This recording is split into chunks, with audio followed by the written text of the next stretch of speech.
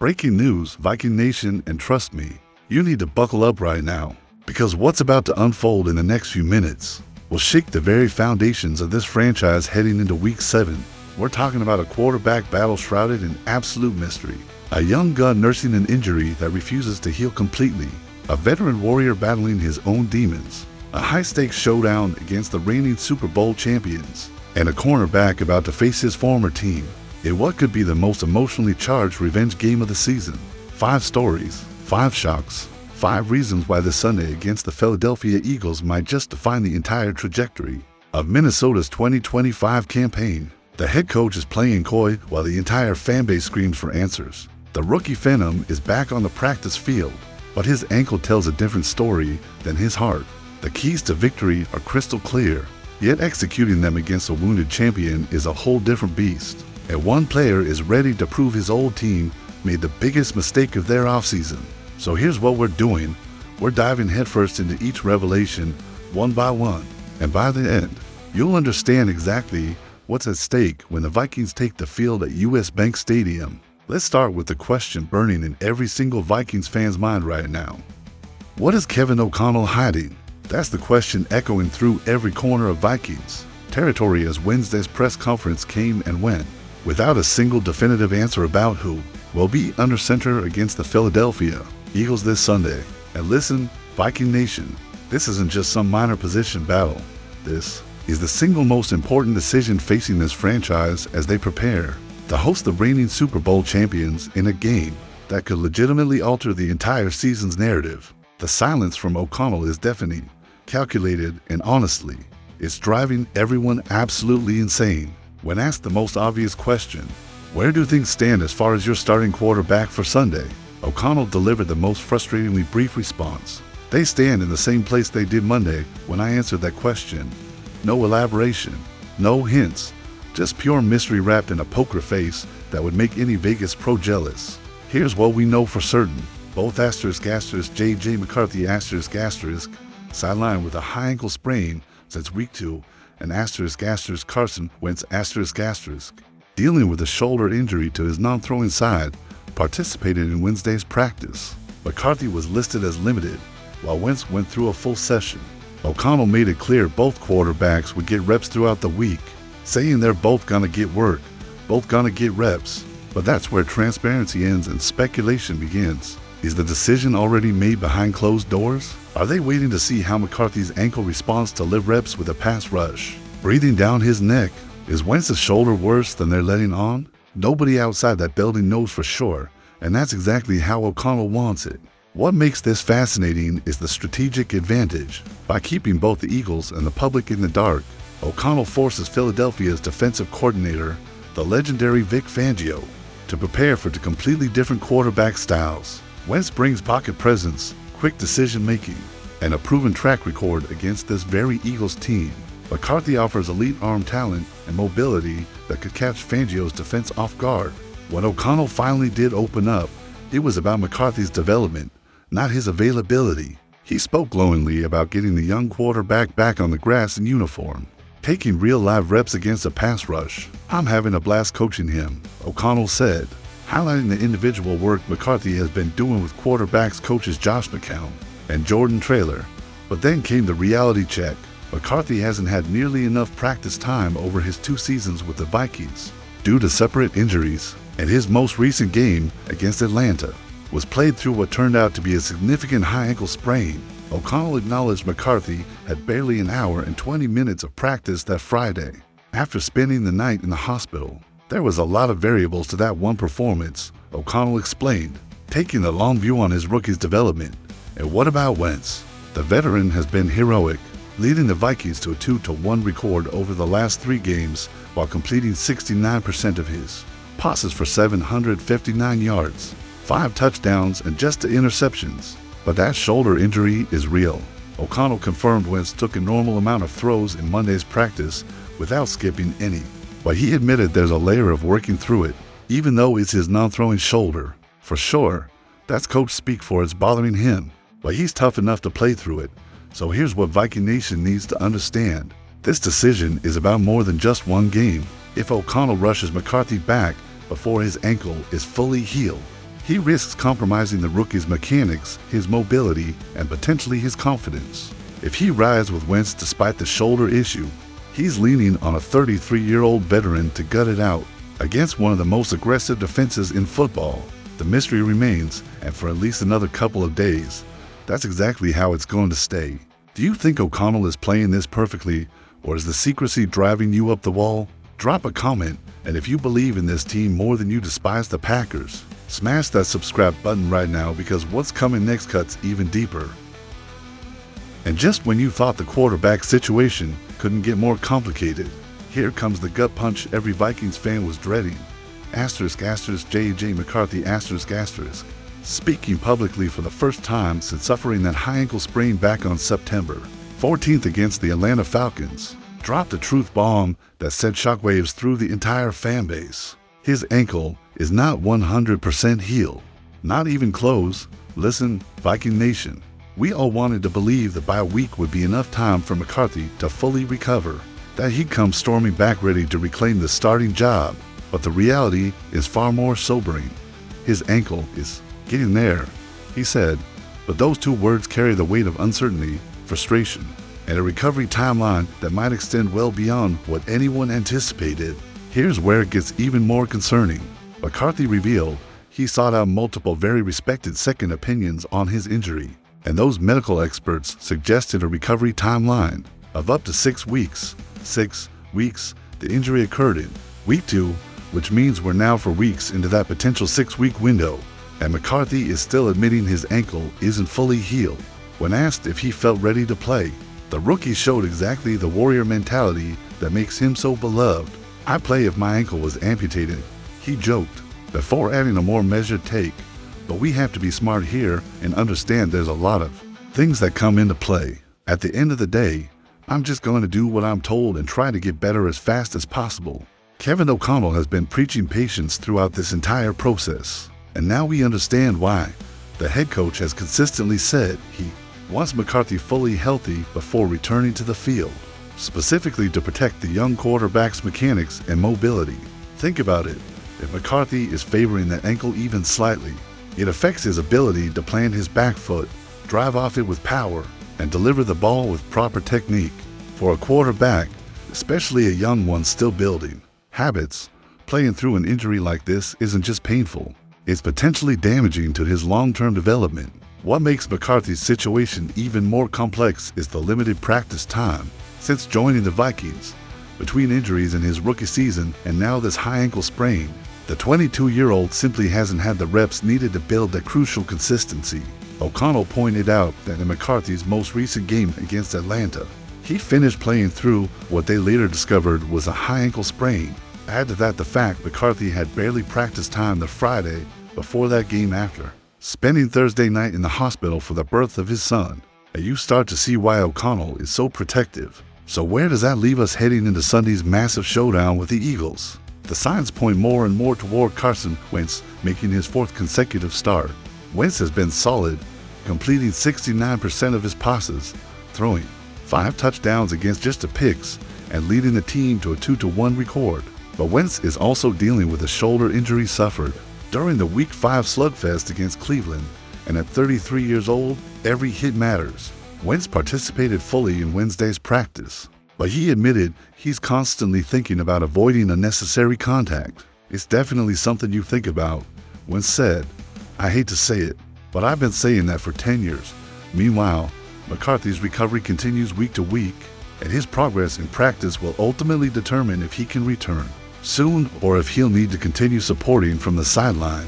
The Vikings enter Week 7 with a 3-2 record, behind the Detroit Lions, but still well positioned for a playoff push. O'Connell's measured approach suggests Minnesota won't rush McCarthy's return, especially considering his long-term development. For now, the mystery continues. The ankle heals slowly, and Viking Nation holds its collective breath. Do you think they should start McCarthy even at 85% health, or is Wentz the safer bet? Let us know in the comments, and if you're still riding with this team through thick and thin, hit that like button. But hold on, because what comes next might just be the most frustrating update of all. Now listen closely, Viking Nation, because if you thought the previous update was tough to swallow, This next revelation is going to hit even harder. We're now for weeks removed from J.J. McCarthy's high ankle sprain, for long weeks of rehab, treatment, hope, and anticipation. And the unfortunate reality is staring us directly in the face. Asterisk asterisk J.J. McCarthy is still not 100% healthy asterisk asterisk. This isn't speculation anymore. This isn't reading between the lines or trying to decode Kevin O'Connell as carefully chosen words. This is straight from McCarthy's own mouth during Wednesday's press conference, where the 22-year-old rookie acknowledged what every Vikings fan was afraid to admit. His ankle isn't where it needs to be, and the timeline for his return remains frustratingly unclear. ESPN's Kevin Seifert summed it up perfectly. The biggest takeaway from J.J. McCarthy's press conference is that he acknowledges his right ankle still isn't 100%. He also said he was given a recovery timeline of up to 6 weeks via second opinions. Not a good sign for him playing this week. Let's break down exactly what this means for the Vikings heading into their Week 7 clash with the Philadelphia Eagles, because the implications are massive. McCarthy participated in Wednesday's practice, but he was listed as limited, which in NFL injury report language means he was out there, but definitely not at full capacity. Meanwhile, Carson Wentz practiced fully despite his own shoulder issue, which tells you pretty much everything you need to know about who's most likely to start on Sunday. O'Connell has been dropping hints all week, and while he hasn't officially named a starter, he suggested McCarthy could return against the Eagles if practices go really well. But here's the thing, could and will are the very different words. And based on McCarthy's own admission that his ankle isn't fully healed, it's becoming increasingly clear that this might not be his week. The timeline is what's really eating at everyone. Those second medical opinions McCarthy sought out suggested a recovery period of up to 6 weeks. And we're currently sitting at the 4-week mark. That means if we're going strictly by those expert recommendations, McCarthy still has potentially 2 more weeks before his ankle is genuinely ready to handle the explosive movements, quick cuts, and sudden torques that come with playing quarterback in the NFL. And we're not talking about just any game here. We're talking about facing Vic Fangio's defense, one of the most complex and aggressive schemes in football. What McCarthy did during his Wednesday press conference was show exactly why Vikings fans fell in love with him in the first place. When asked about his readiness to play, he delivered that incredible line, "I'd play if my ankle was amputated." That's the heart of a warrior. But then came the maturity that separates good players from great ones. But we have to be smart here and understand there's a lot of things that come into play. At the end of the day, I'm just going to do what I'm told and try to get better as fast as possible. Let's also remember the context of how this injury happened. McCarthy suffered this high ankle sprain during the Vikings' week to loss to the Atlanta Falcons, and he actually finished that game playing through the injury without fully realizing how serious it was. High ankle sprains are notoriously tricky injuries for any athlete, but for a quarterback, they're especially problematic because so much of the position depends on planting that back foot, driving off it with power, and delivering the ball with proper mechanics. Here's what's also worth noting. McCarthy has now missed the last 3 games, and during that stretch, Carson Wentz has stepped up admirably. Wentz led the Vikings to a 2-1 record, throwing for 759 yards, 5 touchdowns, and just 2 interceptions while completing 69% of his passes. Compare that to McCarthy's numbers from his 2 appearances this season: minus 301 passing yards, 2 touchdowns, and 3 interceptions, and you can see why there's no desperation to rush the rookie back.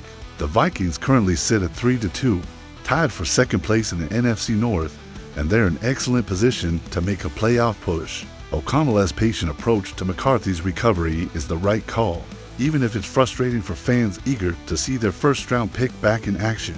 Barring some miraculous improvement, it's looking like Carson Wentz will get the start on Sunday in what promises to be an emotionally charged homecoming. Do you agree with O'Connell's cautious approach, or do you think McCarthy should start regardless? Sound off in the comments, and if you're locked in for the long haul with this team, hit that subscribe button, because your loyalty is a direct shot at every Packers fan watching. But trust me, the next chapter is where things get tactical. And if you think everything we've covered so far was intense, just wait until we dive into the game plan, because what the Vikings need to do on Sunday to beat the defending Super Bowl champions is both crystal clear and incredibly difficult to execute. The Philadelphia Eagles are rolling into Minneapolis riding a 2-game losing streak, looking more vulnerable than anyone expected. But don't let those recent losses fool you. This is still an elite football team with elite players, and the Vikings will need to play a near-perfect game to pull off what would be a statement victory. So let's break down the 3 keys to success. *** Key number 1. Slow down Saquon Barkley and force Jalen Hurts to throw the football. ***. This is the absolute top priority for Brian Flores and the Vikings defense. Saquon Barkley, last season's Offensive Player of the Year, absolutely terrorized defenses in 2024, rushing for over 1,000 yards and averaging 5.8 yards per carry and 125.3 rushing yards per game. But here's the interesting thing. Barkley has struggled mightily in 2025, averaging just 3.4 yards per carry and 54.2 rushing yards per game. That's a massive drop-off, and it's a big reason why Philadelphia's offense ranks just 21st in EPA per play so far this season. Here's the challenge. If there's a week for Barkley to break out, it's this one. The Vikings defense leads the entire league in opponent EPA per play against the pass. They've been absolutely dominant in coverage, but against the run, they rank 25th in the NFL. The good news is that Blake Cashman, their number 1 linebacker, is expected to return after missing the last 4 games. They might also get Andrew Van Ginkel back. Regardless, the Vikings need more from defensive tackles Jonathan Allen and Javon Hargrave to clog running lanes. If the Vikings can limit Barkley and force the Eagles into obvious passing situations, that's where Flores' aggressive defense can really shine. Jalen Hurts is talented, but since the start of last season, Pro Football Focus has him credited with 29 big-time throws and 23 turnover-worthy plays, essentially an even split. He threw a crucial interception last week, and he struggled to consistently connect with A.J. Brown this year.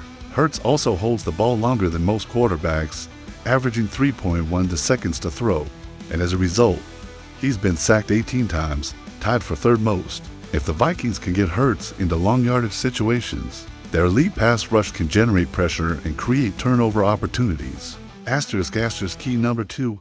Exploit an exploitable secondary with Jefferson and Addison. *** On the offensive side, this is where the Vikings should be licking their chops. Philadelphia's secondary has been shaky at best. The Eagles' top cornerback, Quinion Mitchell, is questionable with a hamstring injury, and if he can't go, the Vikings will be salivating. That would leave cornerbacks Adoree Jackson and Kelly Ringo as the primary outside corners, and both have been graded below 50 by Pro Football Focus in coverage this season. Philadelphia's starting safeties, Reed Blankenship and Andrew Mukuba, also have coverage grades below 50. Justin Jefferson, one of the most dominant receivers in football, and Jordan Addison should have opportunities all day long against this secondary. Even if Mitchell does play, the Vikings can scheme to get Addison matched up against Jackson or Ringo on the outside. Philadelphia's pass rush, outside of Jalen Carter and Moro Oyomo, hasn't been particularly fearsome, so there should be time for the quarterback to go through progressions and find the open man. *** Key number 3. Limit negative plays on offense. *** This is the obvious one that applies to every team, but it's especially critical for the Vikings because they've been their own worst enemy all season long. When Minnesota doesn't shoot itself in the foot with sacks, turnovers, and penalties, they move the ball effectively. But when those negative plays pile up, drives stall. The Vikings rank 2nd in the NFL in a bad way, with 8.8 penalties per game. They've been plagued by pre-snap infractions that kill offensive rhythm. They have also struggled protecting the quarterback. Kevin O'Connell has made this a point of emphasis coming out of the bye week. Whether it's Wentz or McCarthy, the quarterback needs to get the ball out quickly, avoid unnecessary sacks, and protect the football. The offensive line needs to eliminate pre-snap penalties. The running backs need to secure the football. Against a championship-caliber team like Philadelphia, you simply cannot give away possessions through unforced errors. So there you have it. Limit Barkley and make Hurts throw. Feed Jefferson and Addison against a weak secondary and eliminate self-inflicted mistakes. Do those 3 things, and the Vikings have a real shot at handing the Eagles their 3rd straight loss. Do you believe the Vikings can pull off the upset? Let us know, and if you're riding with Minnesota no matter what, smash that like button. But listen, we're not done yet, because the final story is pure emotion, pure revenge. And now we arrive at the most emotionally charged storyline of this entire week, a narrative dripping with revenge, redemption, and the kind of competitive fire that makes football the greatest sport on the planet.